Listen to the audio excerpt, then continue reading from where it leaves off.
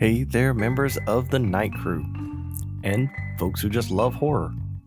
Welcome to the Night Crew podcast, where shadows breathe and monsters listen. This is the podcast where we get cozy with the creepy, the frightening, and the just plain undead. I'm your host, Brad Ricks. Before we get started tonight, a couple of quick housekeeping items. If you've been enjoying the show, there's an easy way to help it grow. Subscribe wherever you're listening, leave a rating if you've got 30 seconds to spare, and share an episode with somebody who likes their bedtime stories covered in blood. That's how the Night Crew gets bigger, one fellow weirdo at a time. And I mean that as a compliment. I also am a weirdo. If you want signed copies of any of my novels, you can grab them straight from me over at bradricks.com. That's BRADRICKS.com. Books, merch, the whole haunted gift shop. And speaking of books, Night Crew 3 Hunting Ground is on the way. 3 is a magic number. It's the halfway point of the 5-book series. The stakes are growing, and so is the body count. You can join my Facebook group. There'll be a link in the show notes. Or just go to Facebook and search for Brad Ricks' Book Crypt. You can also follow the show on Facebook by looking up the Night Crew podcast. And did I mention I'm on TikTok? It's Brad Ricks Author over there. One word, no spaces. All right. Lights low, doors locked. If you're listening alone, and let's be honest, you usually are, go ahead and check that the windows are secure. You don't have to because of tonight's topic. Generally, it's good practice. Tonight, starting a brand new series. Honestly, I don't know why I did this one as late as I did. The second book in the Night Crew series is all about them. It's a creature older than almost anything else we've covered on the show. Older than vampires, older than werewolves, older than the word demon in some traditions. We're talking about the Succubus. And before you smirk, yeah, I know, the Succubus has a reputation. Pop culture has done this creature dirty for about 100 years. She's been turned into a Halloween costume, a video game boss, and a punchline on a South Park episode. But the original Succubus, the one buried in the oldest layers of folklore, before the church got involved, before the artists got involved, before anybody figured she'd look good in a corset. That version is genuinely unsettling. That version is a night demon, a killer, a predator that visits sleeping men and doesn't always leave them breathing. Tonight, we're going all the way back to the beginning. We're going to talk about Lilith, the figure most folklore scholars consider the proto-succubus, and her demon daughters, the Lilim. Where she came from, why she terrified people for 3,000 years, and why, if you ask the right rabbi or read the right scroll, she might still be out there. So, pull the blanket up, pretend it helps. Let's get into it. To understand the Succubus, you have to understand that this isn't a creature that was invented in one place at one time. It's a creature that humans have been describing in eerily similar ways across continents and centuries for really as long as we've had writing. Pick a culture, any culture, and you'll find some version of her. A female spirit who visits at night, targets sleeping men, drains something, whether it's life, semen, breath, soul, it kind of depends on the era, leaves a body that looks peaceful except for the part where it's not breathing anymore. And for something that's supposedly imaginary, it's a strangely consistent story across cultures. The earliest written records we have point to ancient Mesopotamia, Sumer and Babylon, somewhere around 4,000 years ago. The Sumerians had a class of demons called the Lilitu.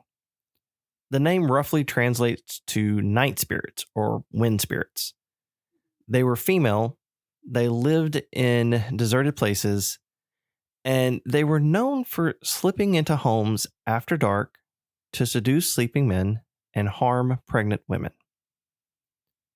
There's a clay tablet from this period, the Burney relief, sometimes called the Queen of the Night, and it depicts a winged female figure with bird talons for feet, flanked by owls, standing on the backs of two lions.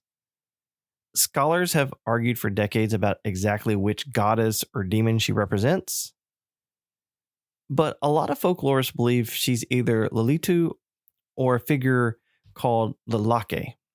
Either way, you've got a winged, taloned female night spirit being carved into stone 4,000 years ago. People weren't carving that for fun. They were carving it because she meant something. Probably something bad. And here's where it gets interesting.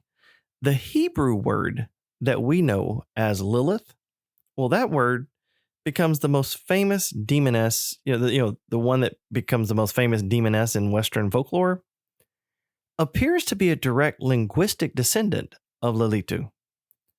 The story didn't get invented in Hebrew tradition. It got inherited. The Hebrews picked her up the same way you'd pick up a piece of cursed jewelry at a yard sale. So already, before Lilith even has a proper name in the tradition we're about to focus on, she's old. She's already been around for over 1,000 years. She's already terrifying people. She's already showing up in carvings and incantation bowls and protective charms hung over cradles.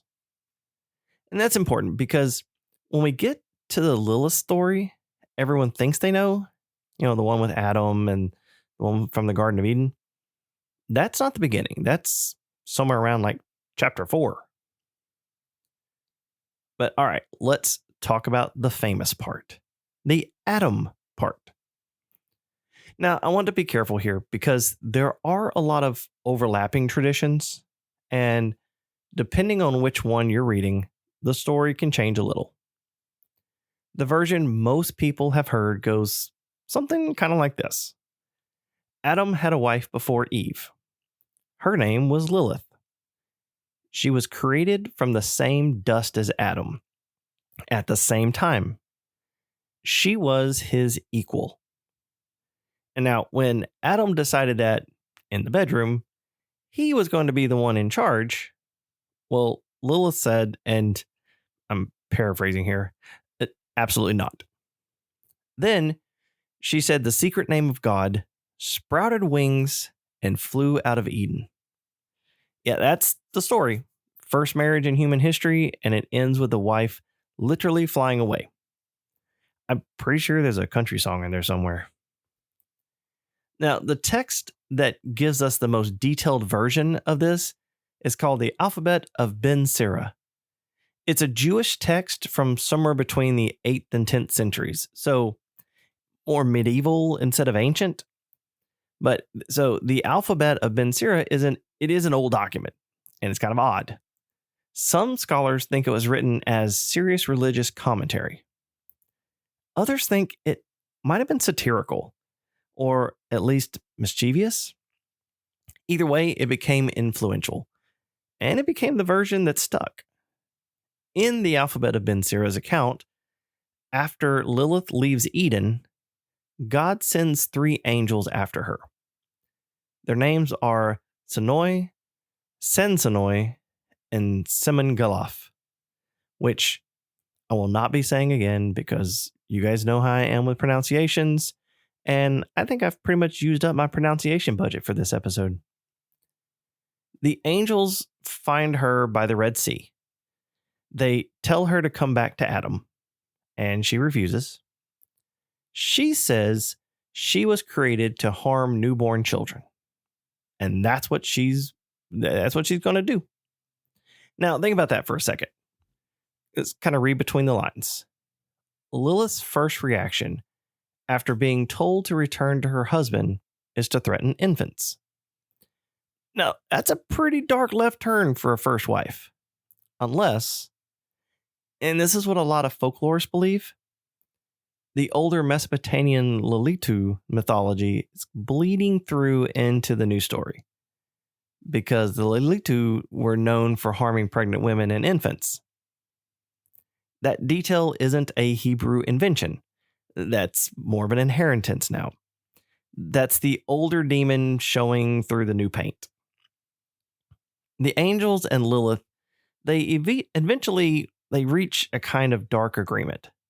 Lilith promises that she will not harm any children who wears a protective amulet inscribed with the names of those three angels. And for centuries, Jewish families hung amulets exactly like that over the cradles of newborn babies, especially baby boys, especially during the first 8 days of life, because that supposedly is when Lilith likes to visit. And here's where I want to pause and just acknowledge something. We tend to talk about folklore like it's something people used to believe a long time ago. But this particular practice, hanging amulets to protect newborns from Lilith, it's still going on into the modern era. Not the medieval era, the modern era. There are families today in certain communities who still observe a version of this tradition. It hasn't died out. It's just gotten quieter. So Lilith leaves Eden. She refuses the angels. She makes her dark bargain. And then, according to most versions of the story, she becomes the consort of Samael, sometimes identified as the devil himself, sometimes as a separate fallen angel. But from that union come her demon daughters, the Lilim. Now let's slow down here, because the Lilim are the part of the story that gets glossed over the most. And I think they're actually some of the most interesting piece. The Lilim, also sometimes called Lilin or Lilat, are Lilith's daughters. They are described, depending on the source, as innumerable, hundreds, thousands. Some texts suggest she gives birth to 100 of them every day, which is, mathematically speaking, a lot of damn demon daughters. I'm not going to do the cumulative math. Let's just stick with a lot of damn demon daughters. The Lilim inherit their mother's hunger. They're the ones who actually do most of the visiting. They slip into bedrooms at night. They appear to sleeping men. They take what they want, and then they leave. In the older traditions, what they take is semen. That's the literal mechanic. The Lilim visit men in their sleep. The men have what we now call nocturnal emissions. And the Lilim collect that material, supposedly to create more demon offspring. So in this framework, every encounter is an act of demonic reproduction. The man wakes up in the morning, foggy, drained, with a strange dream he can't quite remember. And somewhere in the dark, a Lilim is now carrying a new generation of night creatures. This is the part of the mythology where modern audiences tend to kind of laugh and look, and I get it. It sounds absurd especially when you describe it in plain English. But you have to remember the worldview these stories came out of. People in the ancient and medieval world generally did not know what caused certain bodily experiences. They didn't have the science. What they had was a set of nighttime experiences, strange dreams, unexplained exhaustion, sudden infant death, miscarriage, sleep paralysis, sexual dreams, and they had a need to explain them. Lilith and her daughters explained all of it. One package, one culprit, one name to nail above the door. And that is the dark genius of the Lilith mythology.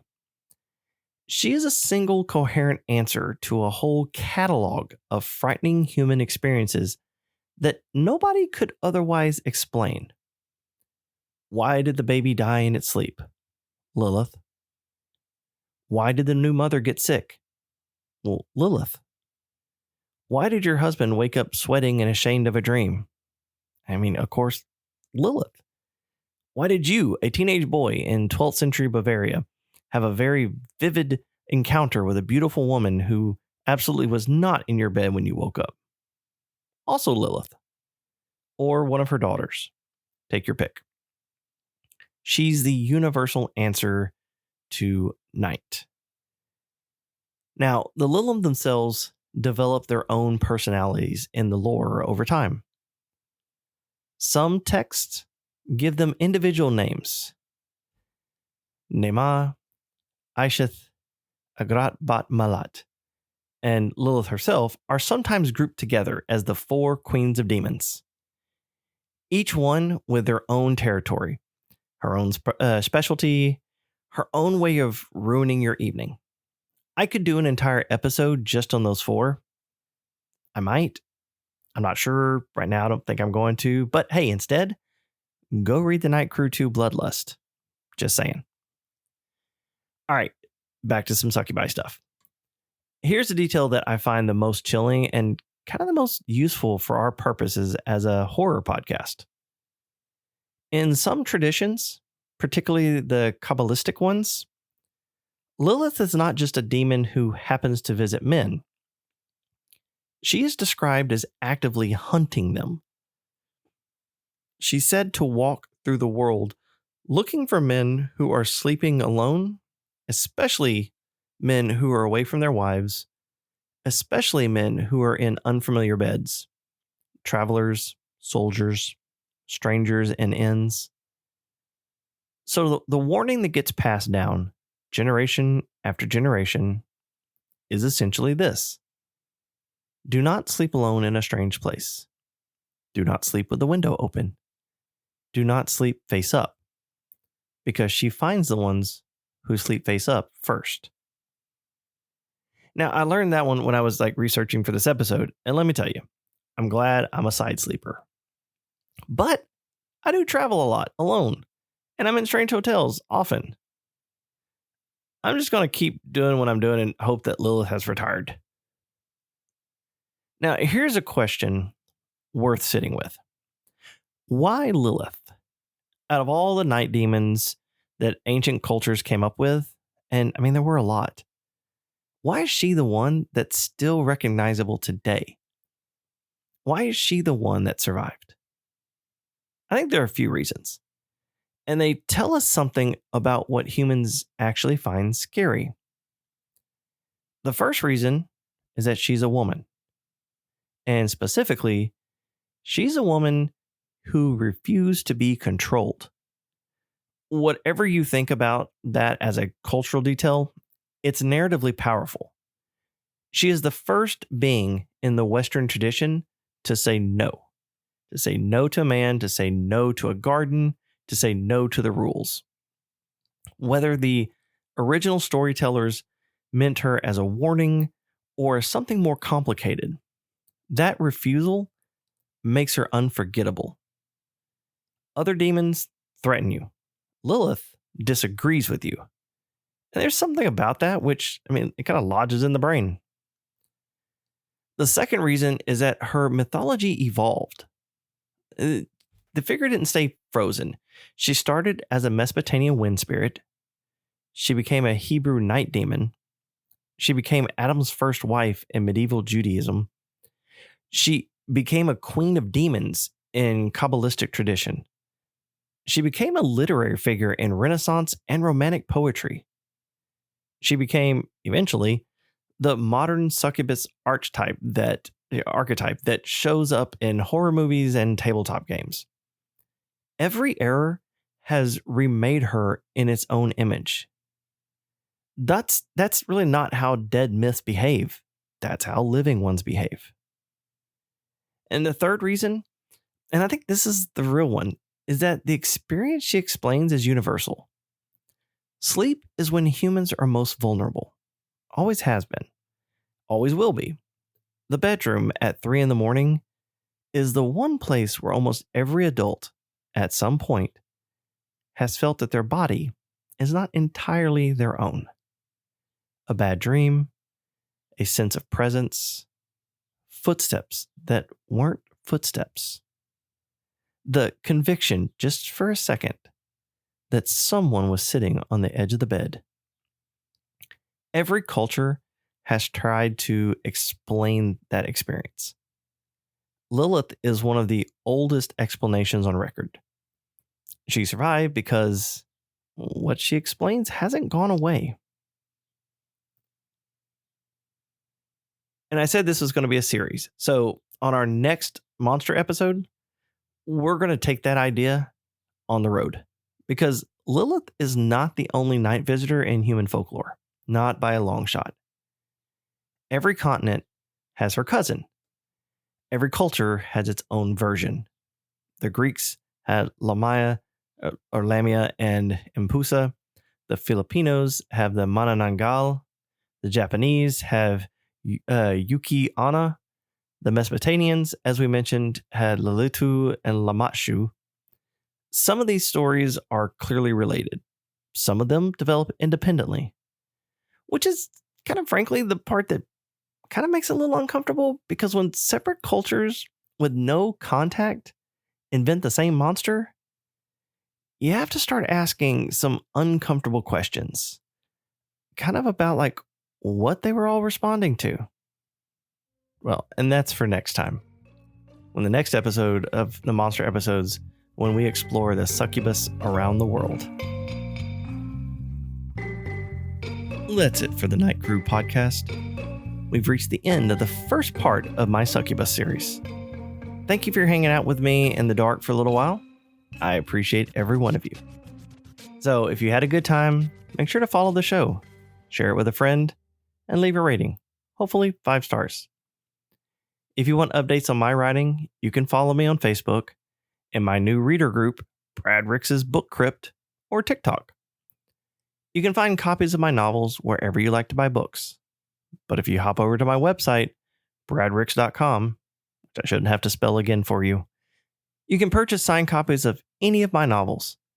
Hey, I also got Night Crew Podcast t-shirts, so don't forget those if you want one. I'm Brad Rix, reminding you to stay out of graveyards after dark, question people who don't show up in mirrors, and try sleeping on your side. Give it one night. We'll see if anything changes. Until next time, keep your curtains drawn, your sense of humor sharp, and your blood inside your body. Thanks for listening.